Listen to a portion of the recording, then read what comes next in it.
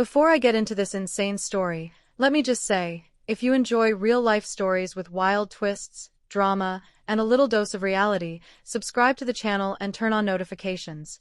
You won't want to miss what I'm about to share. This isn't just about a maid quitting. It's about betrayal, money, and how trust can crumble in a single text message. What happened to me still feels surreal, and I want you to hear it straight from me, word for word. So sit down, grab a drink, and let me take you through a day that completely changed how I see people, especially those we invite into our homes. Trust me, this one's not just personal. It's painful. It all started on a random Thursday morning. I was rushing through emails, coffee in hand, and juggling about 5 different things at once. Thursdays were always cleaning days. My maid, Maria, had been working with us for almost 2 years, and she usually arrived around 8 a.m. sharp. She was reliable, quiet, and honestly, one of the few people I truly trusted in my house. I'd given her keys, access to our alarm system, and even let her clean while I was away. That's how much I trusted her. So when 8:30 rolled around and there was no sign of her, I felt off. At first, I thought maybe she was stuck in traffic. She'd never missed a day without warning me. So I sent a simple message, "Hey Maria, all okay? Are you on your way?" I waited. 10 minutes. Then 20. Still no reply. I called her phone, straight to voicemail. That's when I started feeling a bit anxious. I wasn't mad, just confused. And then, the message came. A short text. Just one sentence, but it felt like a punch in the gut. "Hi, I'm not coming anymore. I found someone who pays more. Sorry." That was it. No goodbye. No explanation. Just gone. At first, I read it over and over, thinking maybe I misunderstood. Maybe it was autocorrect or a wrong number. But it wasn't. I checked the number. It was definitely her. That was her goodbye. Cold, transactional, and emotionless. My hands actually started shaking, not just from anger, but from disbelief. This was someone who had seen me at my worst. She cleaned my home after parties, after fights, after sick days. She knew where everything was. She knew my habits. And now she was gone, like I never meant anything. I sat down, trying to process everything. It wasn't just that she quit, it was how she did it. Through a text. No notice. No conversation. It felt like betrayal. Like I was disposable. And the worst part? I actually cared about her. I bought her birthday gifts. I gave her extra money during holidays. I even helped her pay her son's school tuition last year when she was short. And yet, she left me for someone who paid more. Was that all I was to her? A paycheck. I started spiraling a little. I know, it sounds dramatic, but when you trust someone that deeply and they walk away without a second thought, it messes with your head. I couldn't stop wondering, who was this new person? How much more were they paying her?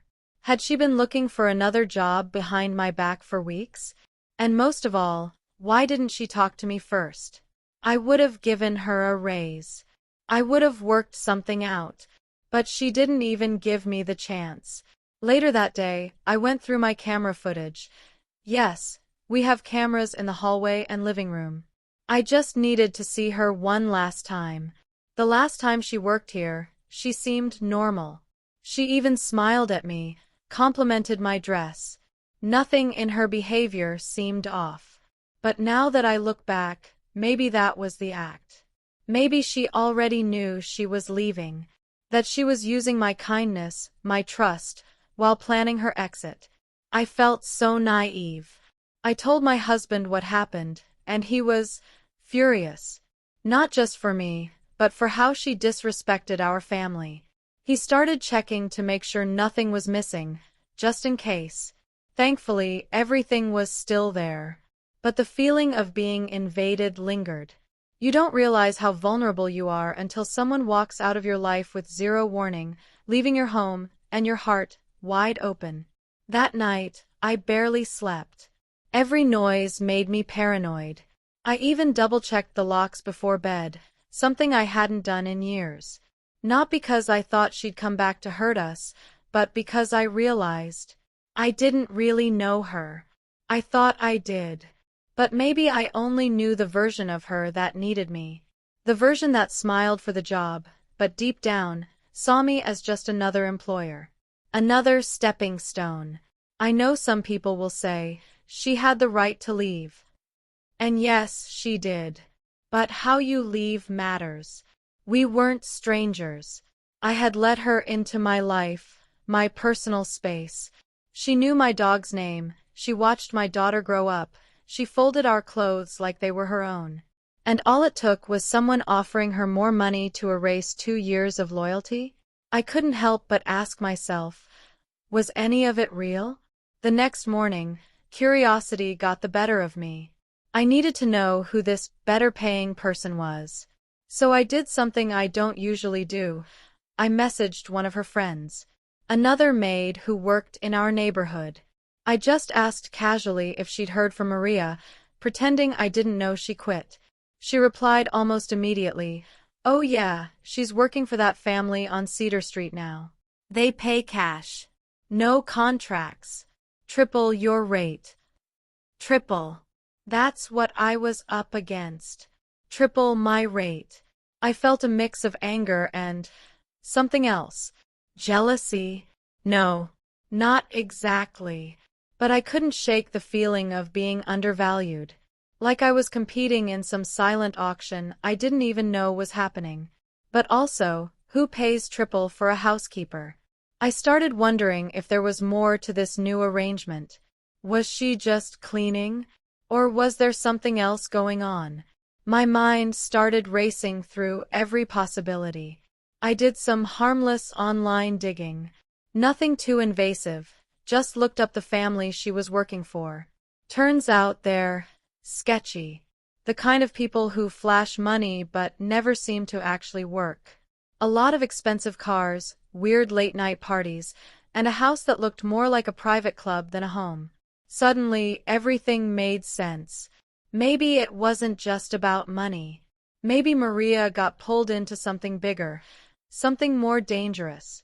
I debated messaging her again. Not out of anger this time, but concern. Was she okay? Was she being pressured? Or was this all her decision, her ambition? I ended up sending a short message. "I hope you're okay. Just wanted to say thank you for your time here." She didn't reply. Seen. Nothing more. That silence said everything. She was gone, and she didn't want anything to do with me anymore. I wasn't sure if I was relieved or heartbroken. My emotions flipped constantly. One moment, I missed her. The next, I wanted to forget she ever existed. I kept thinking about all the times she helped me, the quiet conversations we had, the times she comforted me when I was crying in the kitchen, overwhelmed by life. Were those moments real? Or just part of her job? It's hard to know when someone leaves without closure. You start to doubt even your own memories. A few days later, something strange happened. I got a message from another maid, someone who used to work with Maria years ago. She said, "You're not the first person she's done this to. Be careful." My heart dropped. What did she mean by that? Was this a pattern? Had Maria used others the same way? I asked her to explain, and what she told me left me speechless. Turns out, Maria had a habit of getting close to her clients, then disappearing when a better offer came along. Over and over. Apparently, Maria had worked for at least 4 other families in the same way. Built trust. Got personal. Then left for better pay. Every single time. No goodbyes. No notice. Just vanished. And yet, every employer thought they were special. That she cared. Just like I did. I felt stupid. I felt played. I wasn't her friend. I was part of her pattern. Another chapter in a book she'd written many times before. It made me wonder, was I really betrayed? Or was I just naive? Maybe I wanted a connection she never intended to give.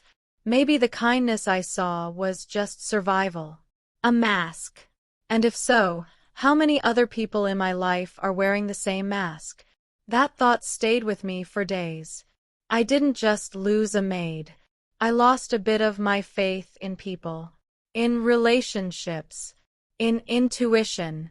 But I also realized something else. I gave, without expecting anything in return. I trusted, because that's who I am. And even if she didn't value that, I still do. I don't want to become someone who stops trusting just because of one person's choices. Not everyone's Maria. But yeah, I'll be more careful next time. What started as a simple resignation turned into a wake-up call. A reminder that sometimes people wear masks, and when they fall off, it hurts. But pain can be powerful too. It teaches you, it strengthens your boundaries, and it shows you who you really are. After everything that happened, I decided to take a break from hiring anyone new. For the first time in years, I cleaned the house myself. It was exhausting, but honestly, kind of therapeutic. It gave me time to think, to process, to reflect. I scrubbed floors while replaying conversations in my head. I vacuumed while thinking about trust, money, and what people will do for it. Every corner of my house held a memory of Maria, and now it was just me, with a sponge, trying to scrub away not just dirt, but the feeling of being used. It's funny how silence fills a space. Without Maria humming in the kitchen or chatting on the phone while folding clothes, the house felt empty. Not physically, emotionally. I hadn't realized how much of her presence had become part of my routine. I found myself checking the time, expecting her to walk through the door. Habits don't break just because people leave. I had to unlearn the rhythm we had built, and it wasn't easy. It's like grieving someone who's still alive but chose to disappear from your life. A few weeks passed. I started feeling lighter. Stronger, even. I realized that being let down doesn't have to define you. It can sharpen you. I wasn't going to let one betrayal make me bitter. But I was going to be smarter, wiser. I made a list of new boundaries for anyone I brought into my home in the future. Clear expectations, fair pay, but also mutual respect. No more blurring lines.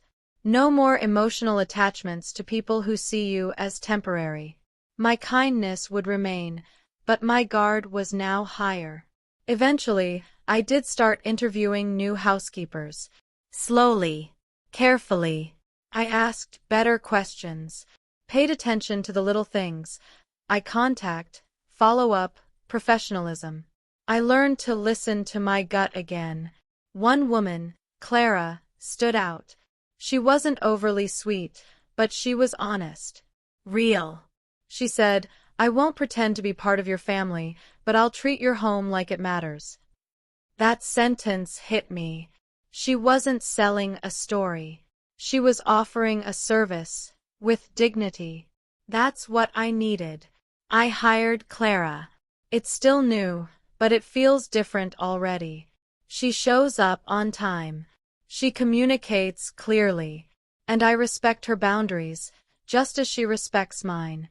We don't talk much, but that's okay. Sometimes peace comes from professionalism, not friendship. And honestly, after everything, peace is priceless. It feels like I'm finally rebuilding. Not just my routine, but my ability to let people in, carefully, intentionally, and with more self-awareness. I've thought a lot about Maria since then. Not with anger anymore, but with curiosity. What drives someone to build relationships they don't intend to keep? Was it survival? Strategy?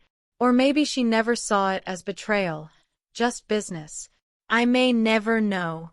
And maybe I don't need to. Not all chapters get closure. Some people walk into your life to teach you something, then walk out without warning. That doesn't make your experience invalid.